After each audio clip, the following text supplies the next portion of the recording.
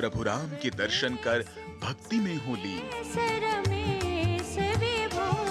देखिए अयोध्या में श्री राम जन्मभूमि से रामलला की भव्य और दिव्य आरती का नित्य सजीव प्रसारण हर दिन सुबह 6 बजे डीडी न्यूज पर।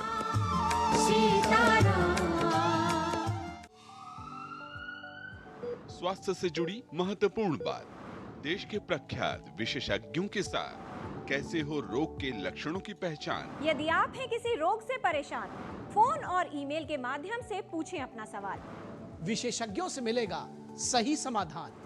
देखिए स्वास्थ्य से जुड़ा विशेष कार्यक्रम टोटल हेल्थ सिर्फ डीडी न्यूज पर।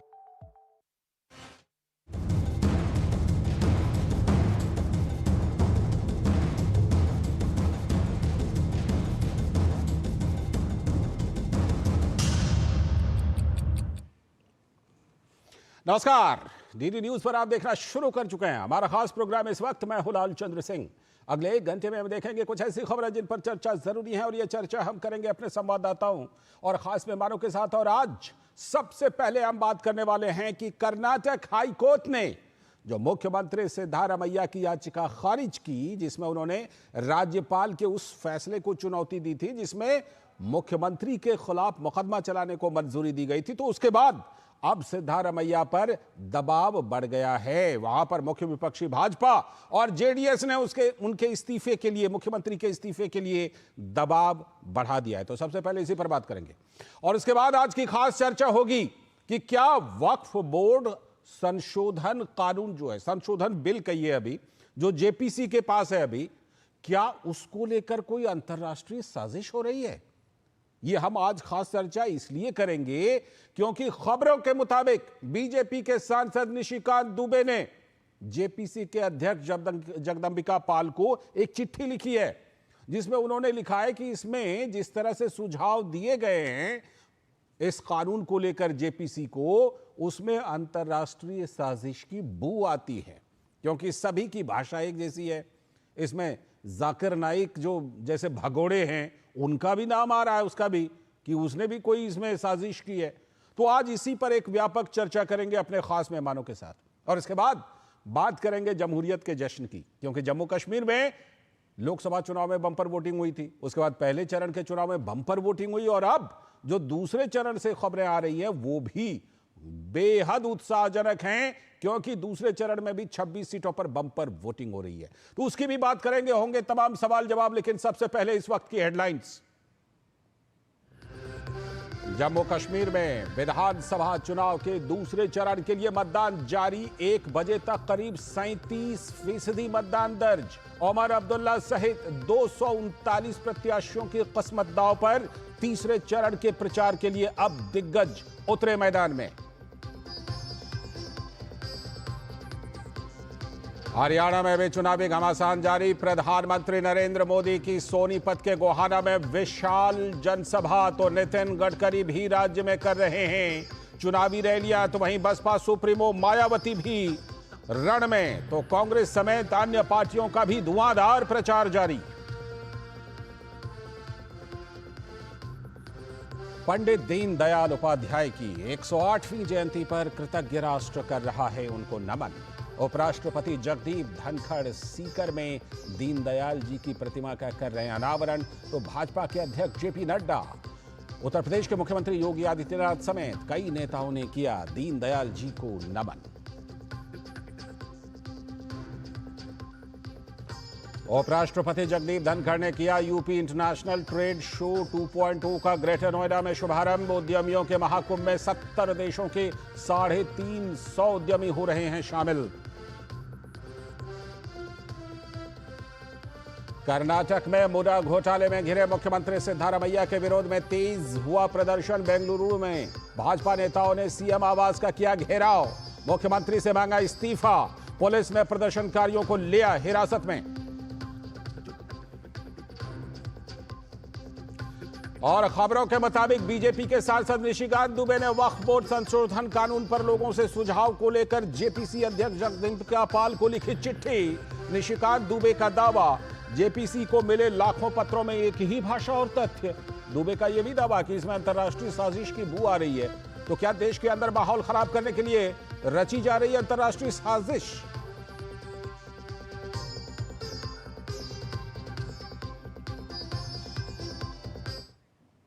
तो ये थी इस वक्त की हेडलाइंस। अब देखते हैं खबरों को विस्तार से। और आज सबसे पहले सबसे बड़ी खबर लेंगे कर्नाटक से, जहां पर मुख्यमंत्री सिद्धारमैया पर विपक्ष ने दबाव काफी बढ़ा दिया इस्तीफे को लेकर, क्योंकि वहां पर बीजेपी और कांग्रेस आमने सामने आ चुके हैं। कर्नाटक हाईकोर्ट ने सीएम सिद्धारमैया की याचिका खारिज करके राज्यपाल के फैसले को सही माना था। कल की ही ये बात है। तो जाहिर है कि विपक्ष ने सीएम के इस्तीफे को लेकर अब प्रदर्शन तेज कर दिया है। आज बीजेपी और जेडीएस ने बेंगलुरु में जमकर प्रदर्शन किया और मुख्यमंत्री को मोडा लैंड स्कैम मामले में लगे आरोप का सामना करने के लिए कहा। कर्नाटक के मुख्यमंत्री के लिए यह बेशक एक बड़ा झटका है, लेकिन कांग्रेस पार्टी इसे साजिश बताकर आंतरिक कलह से बचने की कोशिश कर रही है। सीएम सिद्धारमैया की पत्नी के नाम 3.14 एकड़ जमीन का मामला कांग्रेस पार्टी की बड़ी चुनौती बन गई है। हाईकोर्ट के फैसले के बाद सिद्धारमैया के खिलाफ मोडा स्कैम मामले में अब केस चलाया जा सकता है। हालांकि वरिष्ठ वकील कपिल सिब्बल कोर्ट के फैसले के बाद इसे राजनीतिक साजिश मान रहे हैं। आरोप है कि सिद्धारमैया के परिवार को मोडा से गैर कानूनी तरीके से 14 प्रीमियम साइट हथियाने का उनके ऊपर आरोप है, परिवार के ऊपर। इसमें करीब 4,000 करोड़ रुपए के घोटाले का आरोप है। कर्नाटक के सीएम सिद्धारमैया का हालांकि दावा है कि उन्हें तो दरअसल पिछड़े होने के कारण भ्रष्टाचार में फंसा दिया गया है, जबकि उनके पास इसका कोई जवाब नहीं कि करोड़ों रुपए की प्रॉपर्टी को लेकर भ्रष्टाचार आखिर हुआ क्यों।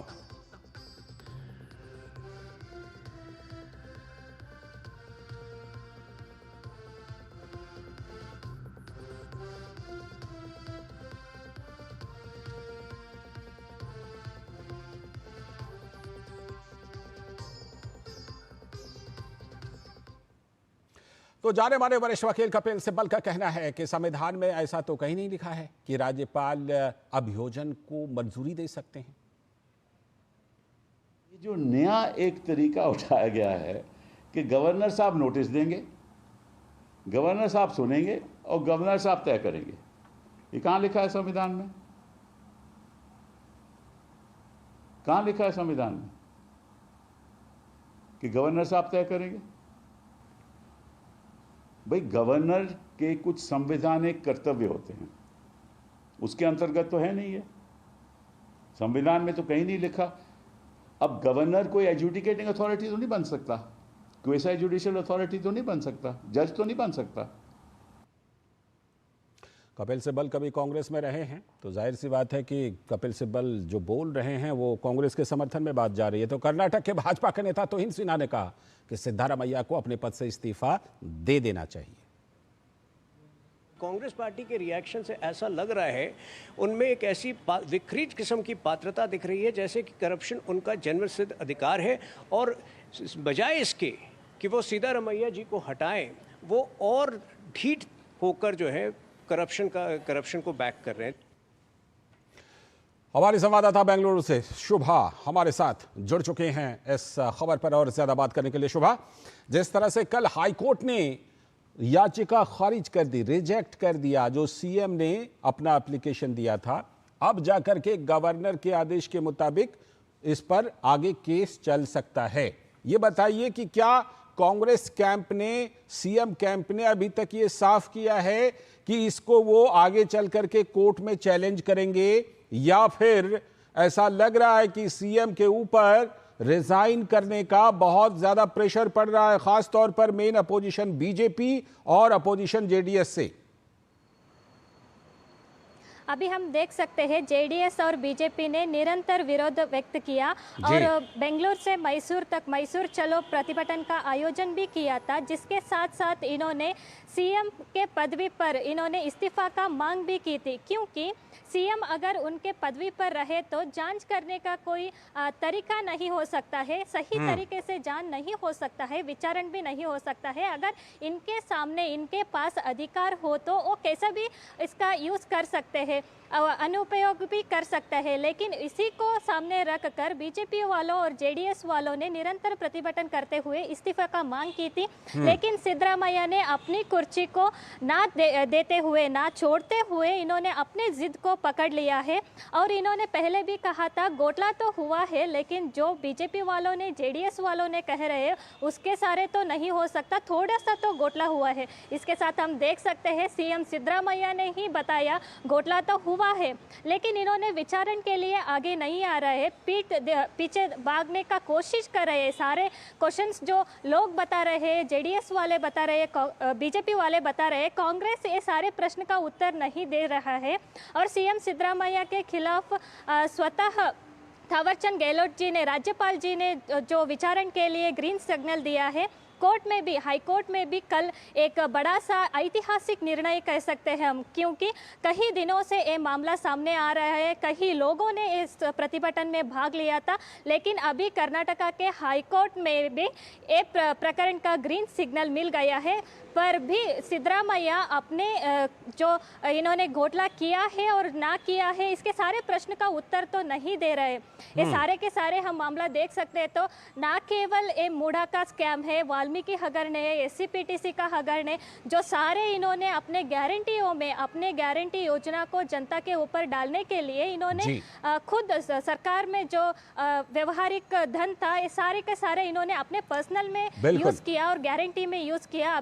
अभिवृद्धि तक तो कुछ नहीं हुआ है, सच का सामना भी नहीं कर रहा है। अभी हाईकोर्ट ने भी बताया तो सिद्धरामैया जी सच का सामना नहीं करते हुए पीठ दिखाकर भागने का कोशिश कर रहा है। सारे के सारे इन्होंने सच का सामना है तो, इनके पास सच है तो, डॉक्यूमेंट्स है तो, एविडेंस है तो, ये सारे के सारे जनता के सामने बता सकते थे। लेकिन अभी तक सिद्धरामैया ऐसा फैसला नहीं उठा है, बल्कि ना केवल सिद्धरामैया, सारे कांग्रेस सरकार जो कर्नाटक में आडಳಿत कर रहा है, ना किसी ने अभी तक किसी का इंफॉर्मेशन नहीं दिया, कोई एक डॉक्यूमेंट, कोई एक एविडेंस जो सिद्धरामैया इस घोटाले में नहीं है, ऐसे नहीं बोल रहे हैं। शुभा, इस बीच में ये बताइए कि कांग्रेस के अंदर में क्या चल रहा है, क्योंकि हम जानते हैं कि डीके शिव कुमार कैंप जो है वो भी, खासतौर पर डीके शिव कुमार तो उसी समय से सीएम पद के लिए बिल्कुल ताक में लगे हुए हैं। कांग्रेस कैंप में इस समय क्या लग रहा है, जो सिद्धरामैया हैं उनको कांग्रेस के अंदर से पूरा सपोर्ट मिल रहा है या वहां पर भी कुछ चल रहा है अंदर में? कांग्रेस तो सभी लोगों के तरफ से देखकर बोल रहे हैं हम तो सीएम के पास है, हमको सीएम को सपोर्ट करेंगे, सिद्धरामैया कुछ घोटाले में नहीं है। पर अभी तो इन्होंने अगर सही में डॉक्यूमेंट प्रेजेंट किया तो सब लोगों को पता चलता था सीएम घोटाले में नहीं है। ना केवल सिद्धरामैया इस प्रश्न का उत्तर दे रहे हैं, ना कांग्रेस वालों ने इस प्रश्न का उत्तर दे रहे हैं। सभी लोग मेल नोट तरह से लोगों को बता रहे, कोशिश कर रहे हैं कि इस घोटाले में कोई नहीं है, हम सपोर्ट है, हम स्ट्रांग है और हम इस घोटाले में नहीं है। पर इसका सारे के सारे एविडेंस जो चाहिए, जो न्यायपीठ को चाहिए, ऐसे कोई इन्वेस्टिगेशन नहीं हुआ है। इसका सारे डॉक्यूमेंट्स जो इन्होंने एक डॉक्यूमेंट भी बाहर नहीं दिया है। ठीक है, ठीक है, आप हमारे साथ बने रहिएगा। इस खबर पर हम अपने सलाहकार संपादक विनोद मिश्र जी जो हमारे साथ स्टूडियो में यहीं पर मौजूद हैं, उनसे भी जुड़ते हैं, उनका भी नज़रिया लेते हैं। विनोद मिश्र जी का जो हमारे साथ यहीं पर स्टूडियो में मौजूद हैं, विनोद जी से भी उनका नज़रिया लेते हैं। विनोद जी, आपसे ख़ास तौर पर ये जानना चाहूँगा कि जिस तरह से कि आप देखिए कि ये पूरे मामले पर हम लोग करते रहे हैं, पहले से भी हम लोग इस पूरे मामले को दिखाते रहे हैं, लेकिन जिस तरह से कि अब जा कर के ये हाई कोर्ट ने राज्यपाल के फैसले को सही माना, लेकिन आप देखिए हो क्या रहा है, हो ये रहा है कि कांग्रेस इसको नकार रही है और कहीं ना कहीं सिद्धरामैया बचने की पूरी कोशिश कर रहे हैं। लेकिन प्रेशर तो दोनों तरफ से है, बाहर से भी है और अंदर के प्रेशर की चर्चा मैं अभी शुभा के साथ कर ही रहा था। मैं उसमें सुबह का जो भी बता रही थी उसमें मैं थोड़ा सा एक अपडेट दे देता हूं। जरूर। कि अभी कर्नाटक के जो एक कोर्ट है, आप उसका एमपीएमएलए कोर्ट कह सकते हैं, जनप्रतिनिधि कोर्ट है, उस कोर्ट ने सिद्धरामैया पे एफआईआर करने का आदेश दे दिया है। अब सीधे सीधे, हाँ, ये बड़ी बात है, बड़ी खबर है। ये एफआईआर का आदेश दे दिया है, तो जाहिर सी बात है कि अब मुडा स्कैम के मामले में अब ये जैसे ही एफआईआर का आदेश मिला है तो अब उस पर जांच होगी। लेकिन उससे भी बड़ा सवाल है कि क्या सिद्धरामैया दूसरा केजरीवाल बनने जा रहे हैं? सिद्धरामैया की जो जिद है कि हम इस जांच में, या हमें पे जांच नहीं होनी चाहिए, हम पे कोई ऐसा आरोप साबित नहीं हो सकता है, तो क्या वो दूसरा केजरीवाल बनने जा रहे हैं कि हाईकोर्ट के आदेश के बावजूद अगर वो ये बात कह रहे हैं या पूरी कांग्रेस पार्टी उनको एक तरह से निर्दोष साबित करने पे लगी हुई है, तो जाहिर सी बात है कि थोड़े दिन के लिए एक केजरीवाल का प्रहसन जो है आप बेंगलोर में भी देखेंगे। अच्छा, तो क्या फिर कोई आतिशी भी मिल जाएंगी जो बगल में कुर्सी रखेंगी? इंपॉर्टेंट ये है, समझने की जरूरत है इसमें कि ये जो बात अभी सिद्धारमैया कह रहे हैं वो सीधे सीधे 4,000 करोड़ घोटाले का इसमें मामला है। जो भी सुबह बता रही थी कि खुद मानते हैं सीएम सिद्धारमैया कि इसमें कुछ घोटाले हुए हैं, लेकिन वो अपने पत्नी के नाम से 14 जो ये साइट दिए गए थे, इंपॉर्टेंट साइट मैसूर अथॉरिटी का, उसके बारे में वो कह रहे हैं कि एक ये नॉर्मल प्रोसेस है। अब ये नॉर्मल प्रोसेस अगर है तो जिस बात को लेके अभी कपिल सिब्बल कह रहे थे कि गवर्नर कब से इस तरह के फैसले लेने लगे और गवर्नर कब से इस बात को, ये केस के लिए अनुशंसा देने लगे, तो मुझे लगता है सुप्रीम कोर्ट के बड़े वकील हैं कपिल सिब्बल, शायद उनको थोड़ा सा इतिहास पढ़ लेना चाहिए कि यही गवर्नर हैं कांग्रेस की सरकार में जो इसी तरह की जो अनुशंसा था वो येदियुरप्पा के खिलाफ किया था, कुमारस्वामी के खिलाफ किया था और उनको रिजाइन करना पड़ा था। उस समय में इस गवर्नर के पास स्पेशल पावर था। तो ये नैरेटिव की बात जब वो कर रहे हैं तो ये साफ साफ समझा जा सकता है कि एक साथ कि कांग्रेस पार्टी तो सुप्रीम कोर्ट जा रही है, ये बात तो पक्की है। इसलिए कपिल सिब्बल ऐसी बातें कह रहे हैं जो वो कोर्ट में भी इसी तरह के दलील देंगे। लेकिन उससे भी इंपॉर्टेंट है कि कांग्रेस के लिए संकट ये है कि दूसरा चीफ मिनिस्टर कौन हो। आज की तारीख में वहां कई कॉर्नर से मांग उठने लगी है कि एक दलित फेस होना चाहिए। अब दलित फेस के रूप में खुद खड़गे साहब का बेटा जो प्रियांक खड़गे वहां कैबिनेट मिनिस्टर हैं, वो भी अपना दावा कर रहे हैं कि दलित के फेस में उनको होना चाहिए। परमेश्वरन जो है गृह मंत्री हैं वहां के, उनका भी दावा है कि उन्हें भी होना चाहिए। तो इस तरह के कई मंत्री ऐसे हैं जो एक तरह से अभी इस क्यू में खड़े हो गए हैं और उनके क्यू में खड़े होने के साथ ही वो ये डीके शिव कुमार का जो अपना क्लेम था पहले वो थोड़ा सा ढीला पड़ गया। ठीक है, तो इसीलिए अभी डीके शिव कुमार सिद्धारमैया का सीधा सपोर्ट करते हुए दिखते हैं। ये आलाकमान को अब तय करना होगा कि वो कितने दिन तक सीएम के पद पे सिद्धारमैया बने रहते हैं। जी, एक फॉर्मूला तो दिल्ली में निकला है 2 सीएम का, बगल में कुर्सी रख करके। पता नहीं ऐसा कोई और फॉर्मूला अगर बेंगलुरु में निकले। शुभा, कोई प्लान 2 कांग्रेस ने बनाया है या अभी बिल्कुल पूरी तरह से सिद्धारमैया को बचाने पर ही है, या कोई दूसरा प्लान 2 वहां पर बन रहा है क्या कांग्रेस के अंदर? सामने देखें तो सिद्धरामैया को बचाने के लिए कांग्रेस कोशिश कर रही है, लेकिन कांग्रेस के पक्ष के अंदर क्या क्या हो रहा है और कौन सीएम नेक्स्ट बनेगा, इसके लिए उनके पास एक नहीं हजारों उत्तर देंगे और हजारों लोग आकर खड़े रहेंगे कि कौन आगे का सीएम बन सकता है। लेकिन अभी तो ये बात है कि कर्नाटका के प्रेजेंट सीएम सिद्धरामैया को इस घोटाला का सामना कैसे करेंगे और कैसे बाहर आके कांग्रेस अपनी गारंटी के साथ साथ अपने सम्मान कैसे कमा लेंगे। ठीक है शुभा, हम आपसे आगे अपडेट लेते रहेंगे और जाहिर सी बात है कि अभी कांग्रेस के खेमे में बहुत कुछ चलेगा, लगातार आपसे अपडेट लेते रहेंगे। बहुत बहुत शुक्रिया फिलहाल शुभा आपका, और विनोद जी आप हमारे साथ बने रहिएगा क्योंकि आज जो खास चर्चा है वो वक्फ बिल को लेकर के, क्या कोई अंतर्राष्ट्रीय साजिश हो रही है, इस पर आज हम खास चर्चा करने वाले हैं। फिलहाल वक्त है एक ब्रेक का।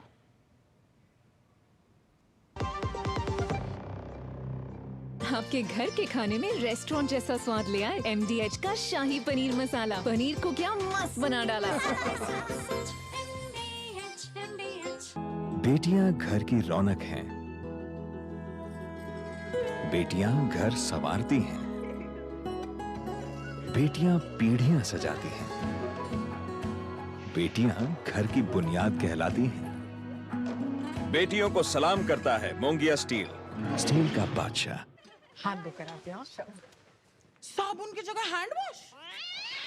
मोहन का प्रमोशन हो गया क्या? सैवलॉन हैंड वॉश तो हमारा रोज का है। सिर्फ 10 रुपए में 200 ml हैंड वॉश बनाओ। Savlon powder to gel hand wash, germ से बचाए, शान बढ़ाए। बात जब पीढ़ियों के लिए बनने वाले घर की हो तो जिम्मेदारी बड़ी हो जाती है। गैलेंट समझता है ये जिम्मेदारी। अब डबल M रिब्स के साथ गैलेंट एडवांस TMT रीबार, निर्माण का रियल हीरो। दादी के हाथों का जादू और खुशबू से महकता घर। MDH गरम मसाला, असली मसालों से भरा हूँ मैं, क्योंकि हर रिश्ता है स्वाद से जुड़ा।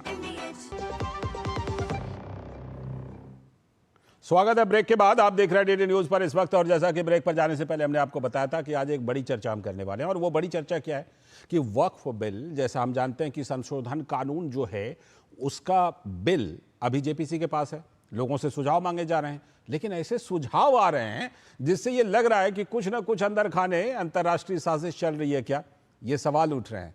दरअसल वक्फ बोर्ड संशोधन बिल पर मचे घमासान के बीच इन दिनों कई हैरान करने वाले मामले लगातार सामने आ रहे हैं। इसी में से एक मामला है कि बिहार में हिंदुओं की बस्ती को वक्फ की संपत्ति बताई गई, और इधर दिल्ली के कई प्राचीन मंदिरों पर वक्फ बोर्ड ने दावा ठोक दिया है। और वो वाला मामला तो आपको याद होगा ही, तमिलनाडु के गांव वाला, जहां के प्राचीन मंदिर सहित पूरे गांव पर वक्फ बोर्ड ने दावा ठोककर सबको चौंका दिया था।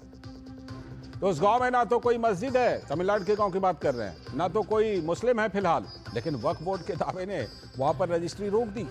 कोई अपना जमीन ना खरीद सकता है ना बेच सकता है। 2006 में वक्फ बोर्ड के पास 1.2 लाख एकड़ जमीन थी, ये बात 2006 की है। 2009 में ये 4 लाख एकड़ हो गई, लेकिन 2013 में जब मनमोहन सरकार के दौरान संशोधन हुआ, उसके बाद तो वक्फ बोर्ड की संपत्ति 9.4 लाख एकड़ हो गई, पाकिस्तान की जमीन से ज्यादा है। तो वक्फ बोर्ड जो है एकमात्र रियल एस्टेट बन गया है जिस पर कुछ मुट्ठी भर लोग वर्षों से अपना कब्जा जमाए हुए हैं, लेकिन नाम मजहब का लिया जा रहा है। तो मोदी सरकार ने हाल ही में वक्फ बोर्ड संशोधन बिल संसद में पेश किया। लोकसभा में चर्चा के बाद उसको संयुक्त संसदीय समिति यानी जेपीसी में और अधिक चर्चा के लिए भेज दिया गया है, जिसकी कई बैठकें भी हो चुकी हैं। लेकिन इस बीच बीजेपी के सांसद निशिकांत दुबे ने आम लोगों से सुझाव को लेकर एक बड़ा दावा किया है। मीडिया की खबरों को माना जाए तो निशिकांत दुबे ने इस सिलसिले में जेपीसी के अध्यक्ष जगदंबिका पाल को चिट्ठी भी लिखी है। दरअसल निशिकांत दुबे का दावा है कि जेपीसी को मिले लाखों पत्रों में से एक ही भाषा, एक ही तथ्य, एक ही तरीके से उठाए गए हैं, जिसमें तत्काल प्रभाव से वक्फ संशोधन बिल को रद्द करने की मांग की गई है। साथ ही निशिकांत दुबे का दावा है कि इसमें तो अंतर्राष्ट्रीय साजिश की बू आती है और देश के अंदर माहौल खराब करने के लिए अंतर्राष्ट्रीय साजिश रची जा रही है। कट्टरवादी इस्लामिक स्कॉलर और प्रचारक जाकिर नायक अपने संदेशों में लोगों को भड़काने और सुझाव के लिए लगातार पहल करते देखे गए हैं। देश में मुस्लिम तबके में भी वक्फ बोर्ड को लेकर अलग राय के बावजूद जाकिर नायक इसे 20 करोड़ मुसलमानों के अस्तित्व को लेकर जोड़कर दुष्प्रचार कर रहा है। जाकिर नायक की तरह असदुद्दीन ओवैसी और इंडी गठबंधन के नेता भी इस मामले पर दुष्प्रचार कर रहे हैं कि विपक्ष अभी मजबूत स्थिति में है, फिर भी ये बिल पास हो गया तो मस्जिद टूट जाएंगी, मदरसे छीन लिए जाएंगे। भ्रम की ऐसी स्थिति से मोदी सरकार को ट्रिपल तलाक के बिल पर भी सामना करना पड़ा था, लेकिन आज करोड़ों बेटियों के जीवन में इस कानून ने क्रांति ला दी है। मुस्लिम बेटियों के जीवन में सपा, कांग्रेस सहित इंडी गठबंधन के दलों ने लोकसभा में बिल का जमकर विरोध किया था। उस समय भी उनका डर मुस्लिम वोट बैंक खोने का है, लेकिन देश एक संवैधानिक व्यवस्था से चलता है।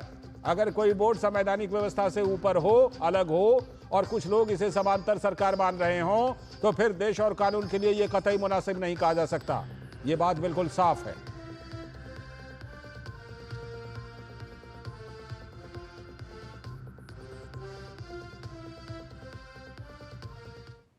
तो जेपीसी के अध्यक्ष जगदंबिका पाल ने एआईएमआईएम प्रमुख असदुद्दीन ओवैसी को लेकर कहा कि उन्हें अपनी बातें जेपीसी की बैठक में रखनी चाहिए, बाहर में रखने का क्या मतलब है।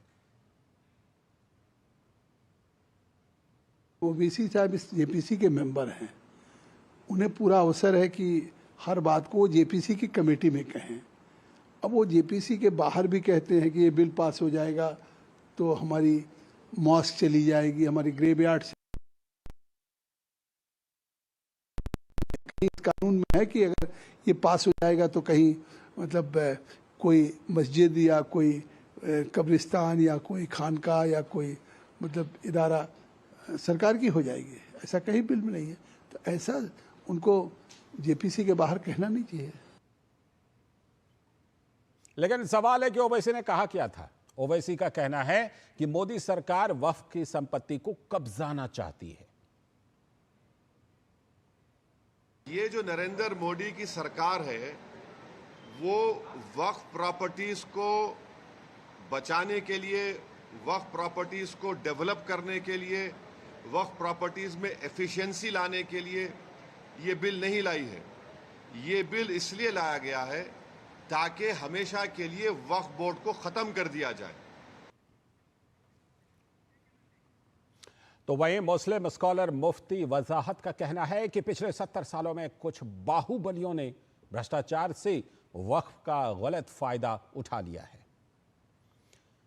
तो जैसा कि हम जानते हैं कि कई ऐसे लोग हैं जो समझ रहे हैं कि वक्फ बोर्ड कानून में संशोधन जो है वो इस वक्त की ज़रूरत है, समय की वो ज़रूरत है। तो सबसे पहले देखते हैं कि क्या कुछ उन्होंने कहा मुफ्ती वजाहत ने। इस बार का जो बदलाव है कानून में वो देश हित में, राष्ट्र हित में, कौम हित में और मुसलमान के वो मुसलमान गरीब नादार जिसको उसकी ज़रूरत है उसके लिए अमेंडमेंट किया गया है।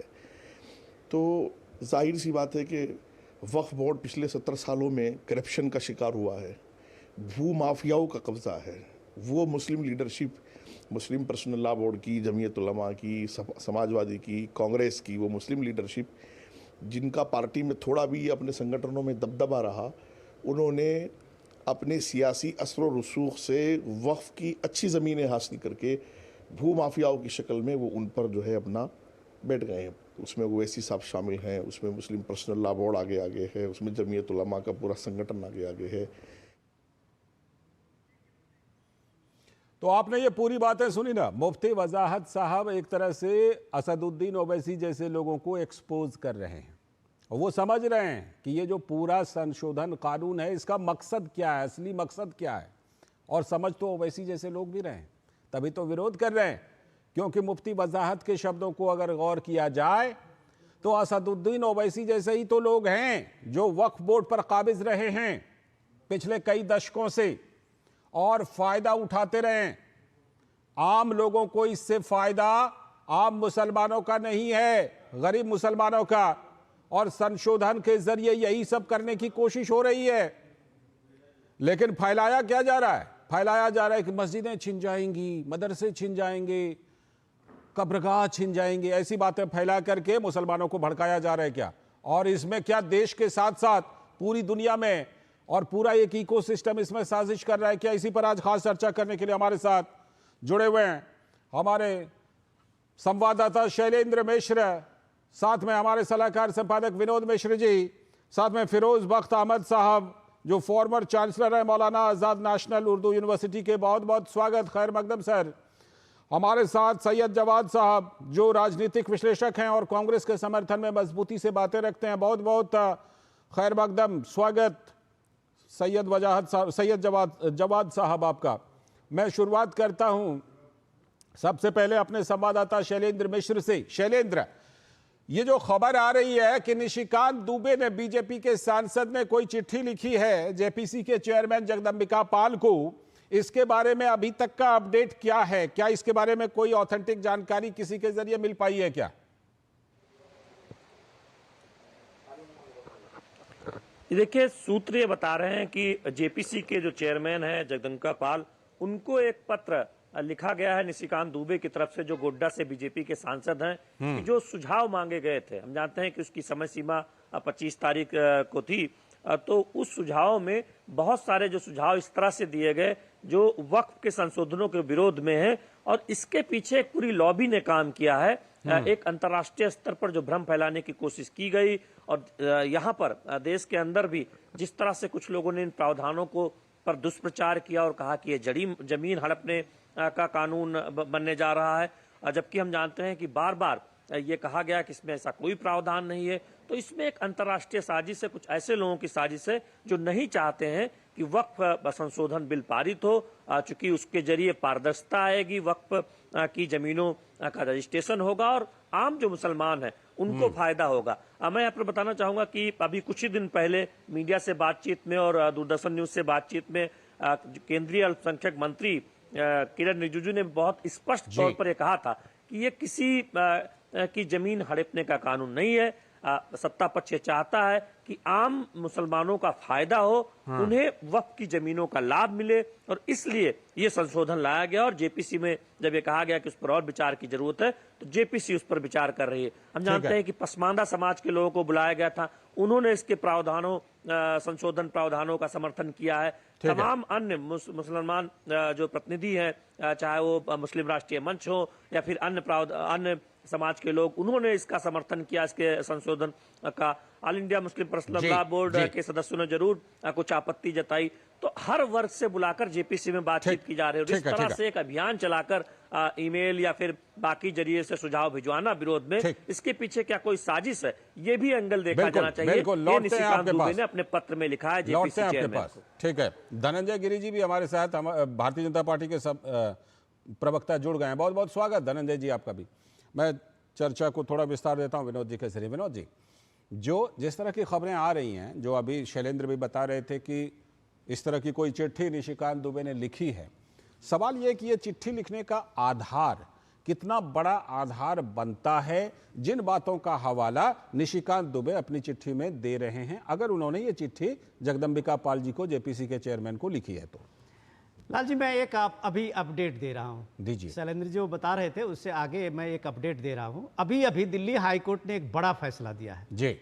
दिल्ली हाईकोर्ट का ये फैसला है कि ईदगाह के मैदान में, जो दिल्ली हाईकोर्ट के बिल्कुल करीब का है, पिछले कई वर्षों से वहाँ रानी लक्ष्मीबाई की मूर्ति लगाने की मांग होती रही थी। और रानी लक्ष्मीबाई की मूर्ति, एक स्वतंत्रता सेनानी, एक फ्रीडम फाइटर की मूर्ति को लगाने के लिए वक्फ के नाम पे कुछ लोगों ने किस तरह से आपत्ति की कि रानी लक्ष्मीबाई की मूर्ति वर्षों से पेंडिंग पड़ी हुई थी। आज दिल्ली हाईकोर्ट ने साफ किया है कि ये जमीन डीडीए की है। इस जमीन पर वक्फ का दावा कैसे बनता है जो मूर्ति लगाने का विरोध कर रहा है? क्या इस वक्फ को हमारे देश के जो स्वतंत्रता सेनानी है रानी लक्ष्मीबाई से भी अब दिक्कत है? और रानी लक्ष्मीबाई की मूर्ति लगाने का विरोध में वक्फ के जो ये याचिका थी वो दिल्ली हाईकोर्ट पहुंची थी। तो आज हाईकोर्ट ने उनको जबरदस्त फटकार लगाई है और रानी लक्ष्मीबाई की मूर्ति लगाने के डीडीए को आदेश दिया है। तो एक तरह से हाईकोर्ट ने आज क्लियर कर दिया है कि ये जमीन वक्फ की नहीं है और ये डीडीए की जमीन है, और वर्षों से यहाँ रानी लक्ष्मीबाई की जो मूर्ति लगाने की बात थी उसको पूरा अविलंब किया जाए। शायद वो मूर्ति लगाने की वहां पे शुरुआत भी हो गई है, काम भी स्टार्ट हो गया। तो सवाल ये है कि ऐसी इस तरह से इस वक्फ को इस रियल एस्टेट में बदलने वाला ये जो 2013 और 2009 का संशोधन था, वो इस तरह का संशोधन बना कि आप यहाँ देख लीजिए कि दिल्ली का पिछले ही हफ्ते में दिल्ली के 6 ऐसे मंदिर हैं, प्राचीन मंदिर, जो सैकड़ों वर्ष के पुराने मंदिर हैं, उस पे नोटिस वक्फ बोर्ड का आ गया है कि ये मंदिर वक्फ की जमीन है। तो आप इस देश में बिहार के नालंदा के सारे गांव के लोगों को वक्फ की जमीन कह के उनको नोटिस पकड़ा दिया गया। तमिलनाडु की चर्चा आप कर ही रहे थे। तो इस देश में हो क्या रहा है?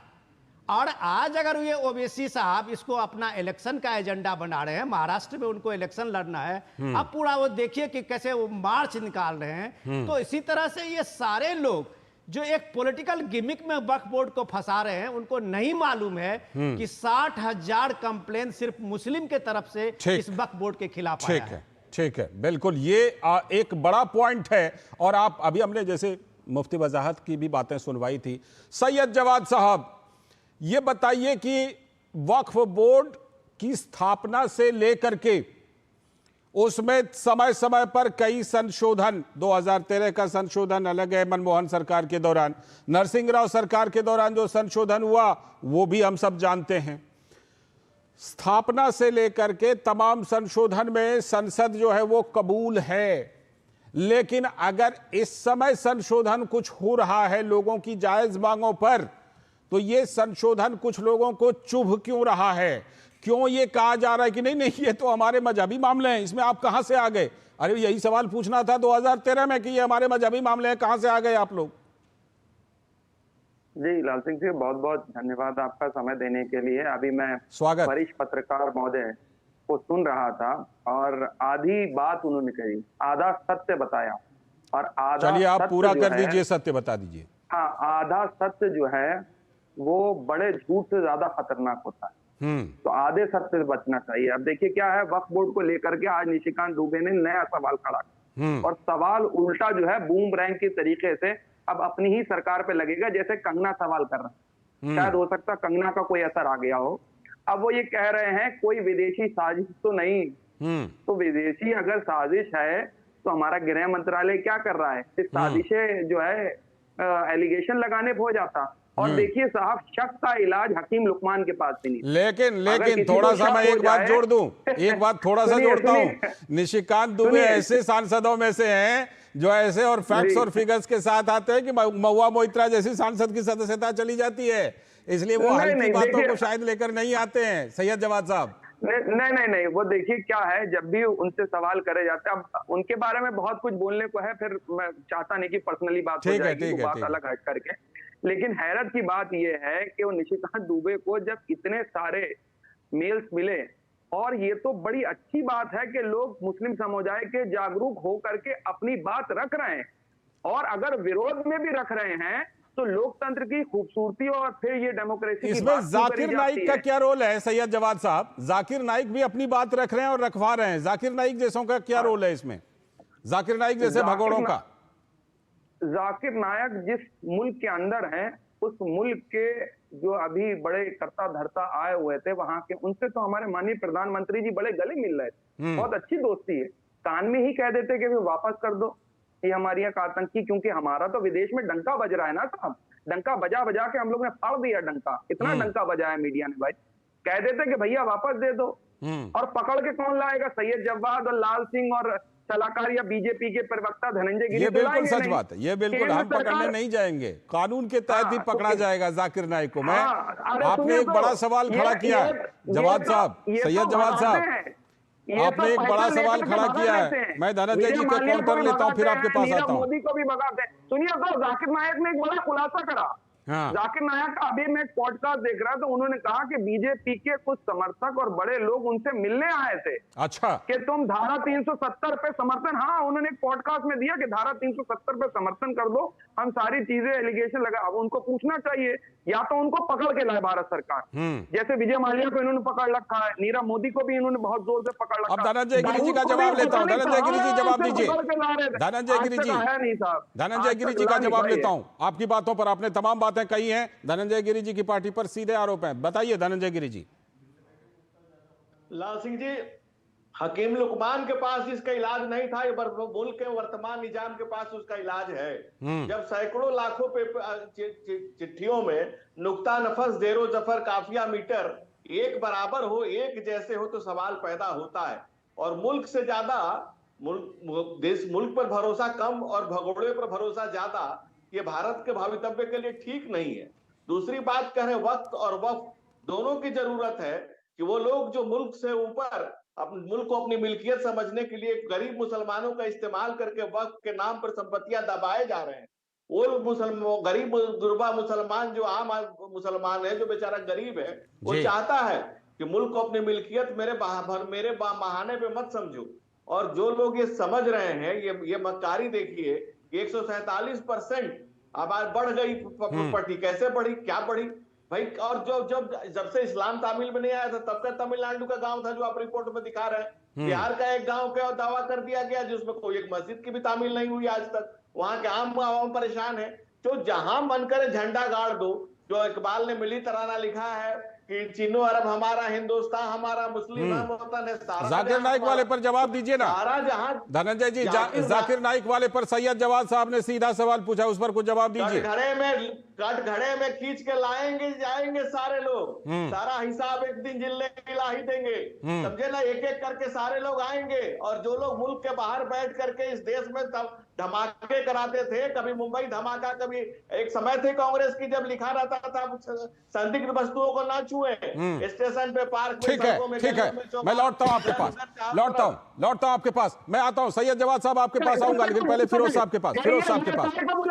सैयद जवाद साहब लौटता हूँ, सैयद जवाद साहब लौटता हूँ आपके पास, फिरोज साहब। ठीक है, सैयद जवाद साहब लौटता हूँ। उन्होंने जवाब दिया है, उस पर आपको कुछ और सवाल पूछना पूछिएगा, लेकिन पहले फिरोज साहब के पास। फिरोज साहब, मैंने एक सवाल सैयद जवाद साहब से पूछा था कि देखिए, ये चाहे वक्फ बोर्ड पूरा का पूरा जो बोर्ड है उसकी स्थापना हो, उसमें कई बार संशोधन हो, संसद ने ही तो किया। तो अब जब एक और संशोधन लोगों की मांग पर किया जा रहा है तो ये वाला संशोधन चुभ क्यों रहा है कुछ लोगों को? फिरोज साहब देखिए, ऐसा है लाल साहब, मेरी आवाज आपको पहुंच रही है? बहुत ही दुरुस्त है, बोलिए सर।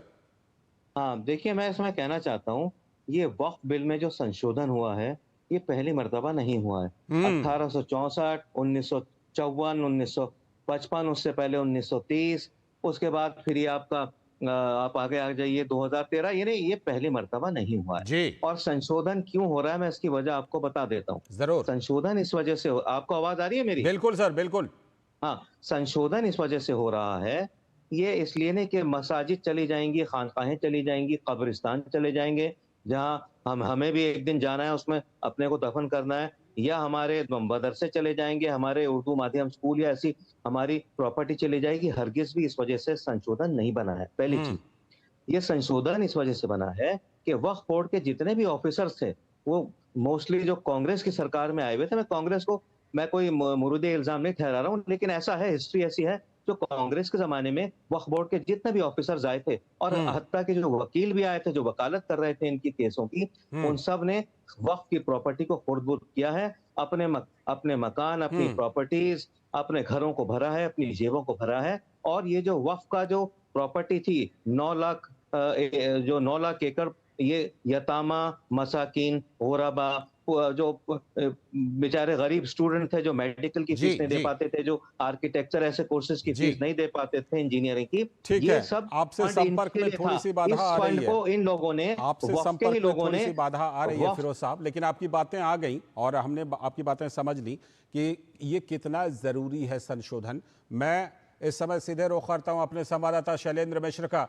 शैलेंद्र, ये खबर आ रही है कि जो शीतकालीन सत्र संसद का होना है उसके पहले हफ्ते में जेपीसी अपनी रिपोर्ट इस मामले पर दे देगी। इस बारे में क्या अपडेट मिल रही है शैलेंद्र? ये देखिए, जब जेपीसी का गठन हुआ था और तभी ये कहा गया था कि जो अगला सत्र होगा उसके पहले सप्ताह के अंतिम दिन तक यानी शुक्रवार तक ये रिपोर्ट देनी है। और जिस तरह से हमने देखा है कि बैठक के बाद बैठक हुई है, लगातार अब देखें कि हर हफ्ते बैठक हो रही थी और उसमें पसमानदा समाज हो, all India Muslim personal law board हो, अजमेर शरीफ से प्रतिनिधि हों या तमाम देश के अलग अलग हिस्सों से, मुंबई से मुस्लिम समाज के प्रतिनिधि और तमाम प्रतिनिधियों ने अपने विचार और सुझाव रखे हैं। और देश भर से जो ईमेल के जरिए या फिर तमाम माध्यमों से सुझाव मांगे गए वो भी आ गए हैं। तो उन सब पर बहुत तेजी से काम हो रहा है। हालांकि ये बहुत चुनौतीपूर्ण काम है, क्योंकि इतने ज़्यादा सुझाव आए हैं रिपोर्ट तैयार करना, इसीलिए बहुत तेजी से उस पर काम हो रहा है। अगर जेपीसी समय सीमा बढ़ाने की अनुमति नहीं मांगती है, चूंकि इतने सारे सुझाव आए हैं, तो ये कमेटी को पहले ये कहा गया था कि वो अगले सत्र के पहले हफ्ते तक अपनी रिपोर्ट दे दें। तो वो एक संभावित है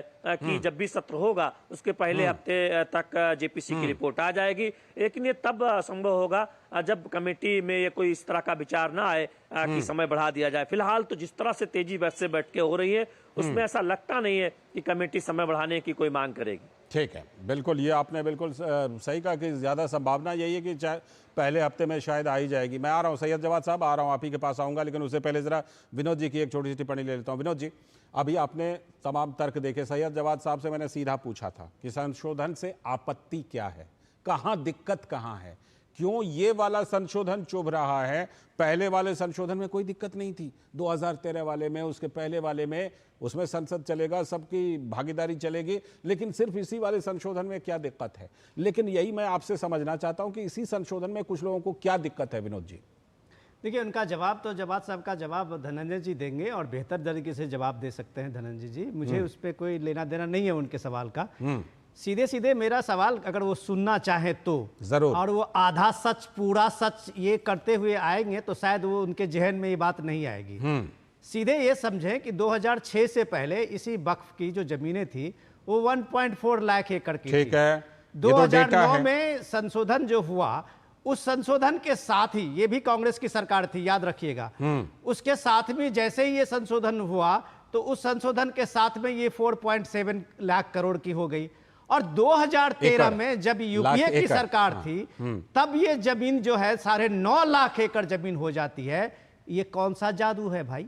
और ये पूरा सच है, ये आधा सच नहीं जो है। अगर ये वक्फ का नाम होता है, अल्लाह के नाम के जमीन दिया हुआ, अल्लाह को दान दिया हुआ, भारत में सारे लोगों ने अल्लाह के नाम से ये जमीन दान करके चले गए पाकिस्तान, मलेशिया चले गए, कहां गल्फ चले गए।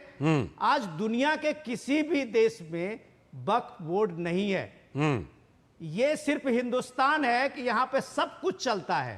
तो आपने वक्फ बोर्ड को जो ये यूजर्स वाला प्रोविजन 2013 में डाला, तब से वो जितने भी आप फसाद देख रहे हैं कि जहां वक्फ नजर डाल दे, जहां वक्फ छड़ी डाल दे, जहां वक्फ अंगुली डाल दे, तो ताजमहल भी वक्फ का है, लाल किला भी वक्फ का है, सारी जितनी भी संपत्ति है सब वक्फ का है। तो फिर इस हिंदुस्तान में जो हिंदुस्तान है वो है कहां? ये हिंदुस्तान मुगल से नहीं शुरू हुआ है। ये हिंदुस्तान की जो हजारों साल की परंपरा है उसको वक्त खत्म करेगा, उसको वक्त को उंगली दिखाएगा। आ रहा हूं जवाद साहब, आ रहा हूं जवाद साहब, आ रहा हूं। साल पुराना है, ये पूरा दरअसल आपकी मांग पर पूरा सच रख रहे हैं कि ये वक्त ने क्लेम किया इसलिए रजिस्ट्री नहीं होगी। आप इस देश को किस भसर में डाल रहे हैं? बिल्कुल, कांग्रेस के और सपा के लोग यहाँ वक्त का विरोध कर रहे हैं जी। ठीक है, सैयद जवाद साहब आइए। सैयद जवाद साहब, आपने पूरे सच की डिमांड की थी, पूरे डेटा पूरे फैक्ट के साथ। ये तो पूरा सच है ना कि 9.5 लाख एकड़ जमीन है, ये तो पूरा सच है। मैं साहब ऐसे वरिष्ठ पत्रकार को धन्यवाद करता हूं कि इतनी जानकारी साहब आप लेकर के आते हैं और उसके बावजूद इतने मासूमी सवाल करते हैं। मुझे हैरत होती है साहब, इतने वरिष्ठ होने के बाद, इतनी उम्र होने के बाद।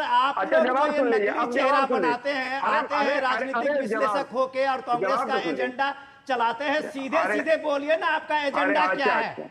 एजेंडा क्या है आपका, ये बताइए सीधे। आपके एजेंडे में और ओबीसी के एजेंडे में कोई अंतर है? अब क्यों कांग्रेसी सीधे बोलिए एमआईएम के? अरे सुनिए तो सीधे नकली चेहरा बना लेते हैं। कुछ राजनीतिक आपका मनसा होता है। काउंटर कीजिए, आप आधा सच बोल रहे थे। देखिए विनोद जी से सीधे आप काउंटर कीजिए, फैक्ट के साथ काउंटर कीजिए सैयद जवाद साहब। आप लोग थोड़ा सा विचार अब रोकेंगे इनको वरिष्ठ पत्रकार जी को। ये देखिए, ये वरिष्ठ होने की अलामत है कि सुनना नहीं है विरोधी निकालना।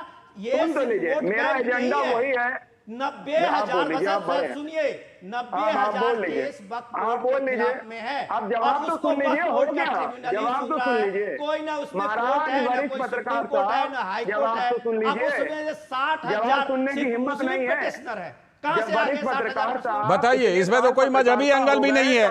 90,000 केस में 60,000 केस अगर मुस्लिम भाइयों ने ही ठोक रखा है, मुसलमानों ने ही ठोक रखा है, 60,000 केस 2/3, तो इसमें तो कोई मजहबी एंगल भी नहीं है। नहीं, वरिष्ठ पत्रकार साहब को मैं बता दे रहा हूँ, मेरा एजेंडा वो है जो आपका एजेंडा नहीं है। आपका एजेंडा बीजेपी आरएसएस का हो सकता, मेरा नहीं। अच्छा, सवाल करा है तो आपका एजेंडा जाकिर नाइक के एजेंडा से क्यों मिलता है? बीजेपी पे आना है। आपका एजेंडा जाकिर नाइक के एजेंडा से मेल क्यों खाता है? सेम पेज पर क्यों है, पाकिस्तान के रक्षा मंत्री के बयान की तरह? क्योंकि हमने कभी आईएसआई को हिंदुस्तान में थोड़ी ना बुला है कि बम ब्लास्ट हो गया, आईएसआई को बुला दो। मनमोहन सिंह थोड़ी ना गए थे बिरयानी खाने के लिए, न नवाज शरीफ की मां के लिए। धनंजय जी का काउंटर, धनंजय जी का काउंटर। ठीक है धनंजय जी, जो संपत्ति के बारे में बोला है, जो संपत्ति के बारे में जवाब तो लेंगे, संपत्ति कैसे हुई? 30 सेकंड दे दीजिए, मैं बताते रहा। आप कहते हैं कांग्रेस ने कुछ ज्यादा नहीं किया। धनंजय गिरी जी, इतनी जमीन वक्फ बोर्ड के पास है जितनी पाकिस्तान के पास नहीं है। आप कहते हैं फिर भी कांग्रेस ने कुछ ज्यादा नहीं किया।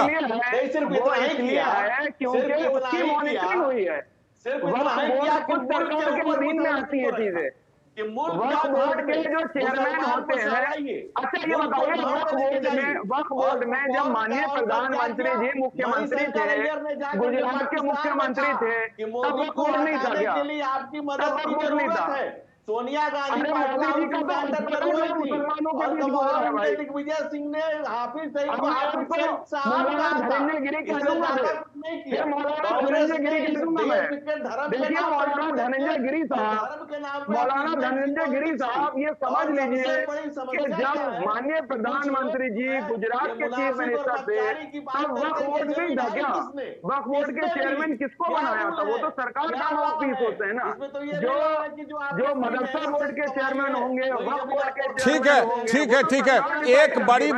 एक बड़ी बात जो चिंता पैदा करती है कि चाहे सीए कानून की बात हो, चाहे 3 तलाक पर कानून की बात हो, चाहे वक्फ बोर्ड संशोधन कानून की बात हो, ये भगोड़ा जाकिर नायक कहां से आ जाता है और उसके एजेंडे पर कुछ लोग यहां कैसे खेलने लगते हैं? ये बड़ा सवाल है। ये इस पर हम लोग वक्फ बोर्ड वाले संशोधन कानून पर जो कुछ चल रहा है इस पर आगे भी हम लोग बात करते रहेंगे। आज अब समय की कमी है, बहुत बहुत फिलहाल शुक्रिया शैलेंद्र मिश्रा आपका, सैयद जवाद साहब, विनोद जी आपका शुक्रिया और धनंजय गिरी जी आपका भी शुक्रिया और साथ में फिरोज साहब भी जुड़े थे, उनका भी बहुत बहुत शुक्रिया। अभी वक्त है एक ब्रेक का और ब्रेक के बाद जब लौटेंगे तब बात करेंगे जम्मू कश्मीर की, जहां अच्छी खबर है, जमहूरियत का जश्न हो रहा है, दूसरे चरण में भी बम्पर वोटिंग चल रही है।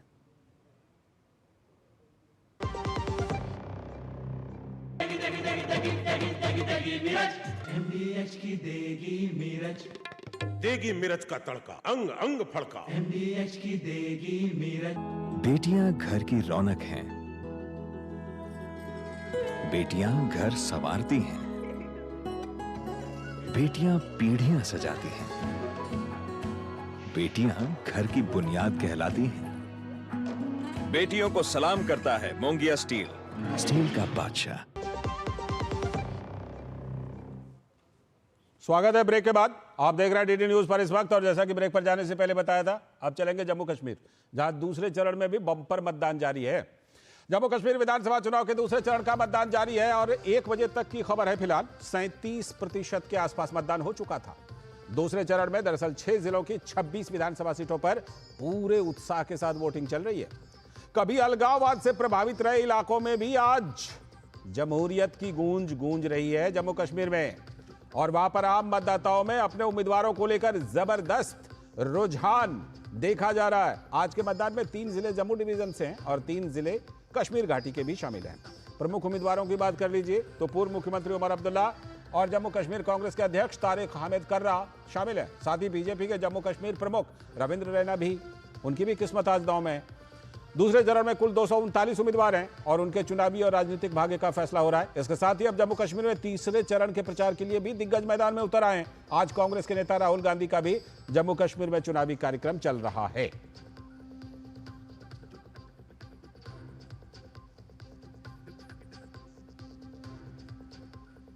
तो नेशनल कॉन्फ्रेंस के नेता उमर अब्दुल्ला ने कहा कि राहुल गांधी को कश्मीर के बजाय जम्मू पर ध्यान केंद्रित करना चाहिए, क्योंकि गठबंधन के अनुसार उन्हें तो जम्मू की सीटें आवंटित की गई हैं। Unfortunately, Congress hasn't done as much in the plains of Jammu as we would expect them to do. The lion's share of the seats that the alliance gave in Jammu was to the Congress party. Yet the Congress's campaign in Jammu is yet to begin, and there are only 5 days of campaigning. So I hope that after Rahul is done campaigning on this one seat in the valley, the Congress focuses all its attention in the plains of Jammu. ये देखिए, अभी तीसरा चरण बाकी है, दूसरा चरण चल रहा है और अभी से ये मतभेद की खबरें आ रही हैं। उमर अब्दुल्ला की बातें ऐसी तो बता रही हैं। तो इंडी गठबंधन की कलह पर प्रधानमंत्री ने आज हरियाणा के सोनीपत में अपने संबोधन में निशाना साध लिया। उन्होंने कहा कि कांग्रेस की सिर फुटअव्वल सबके सामने है।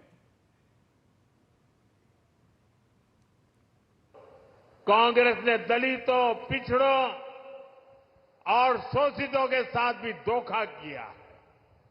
आजकल कांग्रेस के भीतर यहां जो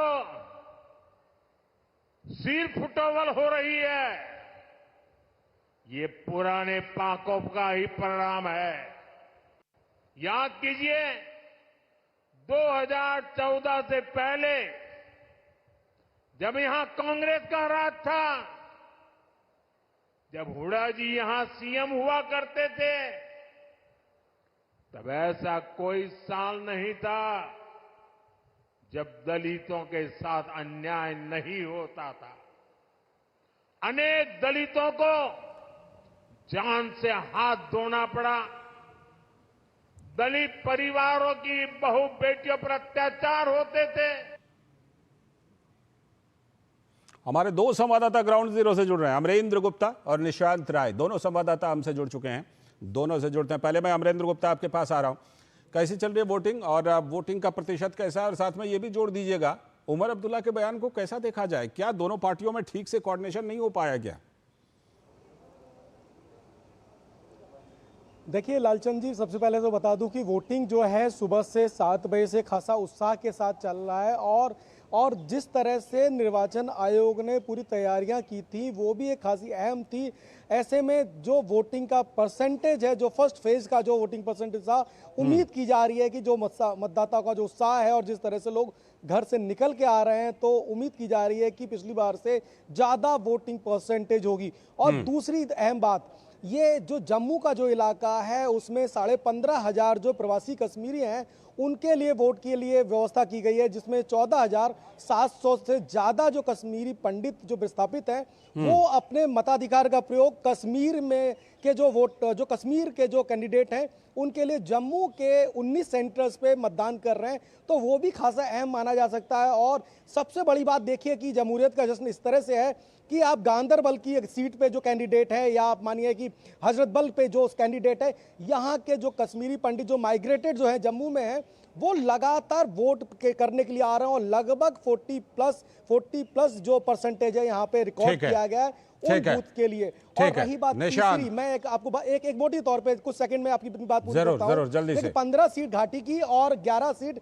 जम्मू की, उसमें देखिए कि 6 सीटों पे भारतीय जनता पार्टी घाटी में खड़ी है और 11 सीटों पे यहाँ है। लेकिन जो मुकाबला है बहुत ही इंटरेस्टिंग है, क्योंकि भारतीय जनता पार्टी जम्मू में तो एक बड़े स्तर पे मैदान में है और एक बड़े स्तर पे निशांत वहां पर निशांत, तो सबसे पहले ये बताइए कि वोटिंग परसेंटेज आपके इलाके में कैसा, और दूसरी बात ये बताइएगा, उसी सवाल को थोड़ा सा विस्तार देता हूं।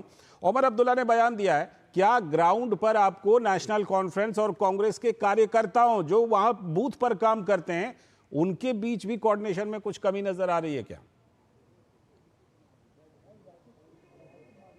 देखिए, सबसे पहले मैं जो चुनाव आयोग की वेबसाइट है उसके हिसाब से बताना चाहूँगा कि दोपहर 3 बजे तक के वोटिंग परसेंटेज लगभग सामने आ गए हैं। 46% से ज़्यादा जो वोटिंग परसेंटेज है, और जिसमें अगर बात की जाए तो सबसे ज़्यादा वोटिंग जो है वो जम्मू के ज़िलों में देखी गई है। रियासी में 63.91 है और उसके बाद पुंछ में 61.45 है, राजौरी में 58.95 है, बडगांव की बात की जाए जो कश्मीर का जिला है 49.44 है, गांदरबल में 49.1 है, और श्रीनगर की बात की जाए तो यहाँ 23% से ज्यादा जो है वो मतदान लगभग हो चुका है। और अभी काफी समय है तो ये लगभग तय हो चुका है कि पिछला आंकड़ा टूटना है। अब बात करते हैं सियासत की। जिस तरीके से उमर अब्दुल्ला का ये बयान आया है, ये दिखलाता है कि एनसी और कांग्रेस में अब सब कुछ ठीक नहीं चल रहा है। इसके अलावा हमें एक बयान और देखना होगा। आज पीडीपी की जो चीफ है महबूबा मुफ्ती, उनका भी बयान आया है। उन्होंने एक बात कही है कि हमारे बिना सरकार बनाना संभव नहीं है, यानी कि वो ये तो मान चुकी हैं कि उनकी सरकार नहीं बनने जा रही है, वो रेस से बाहर मान रही है अपने आप को। सही बात। इस तरीके का बयान देते हैं तो इसका ठीक है, वो हंग असेंबली की उम्मीद कर रही है कहीं ना कहीं। उमर अब्दुल्ला कांग्रेस को लेकर कॉन्फिडेंस में नजर नहीं आ रहे हैं। चलिए, आपसे, आप दोनों संवाददाताओं से और हम आगे अपडेट लेते रहेंगे। फिलहाल समय की कमी है। निशांत और अमरेंद्र, आप दोनों का बहुत बहुत शुक्रिया ग्राउंड जीरो से जुड़ने के लिए और अपडेट देने के लिए। और इसी के साथ आज के इस वक्त में इतना ही। नमस्कार।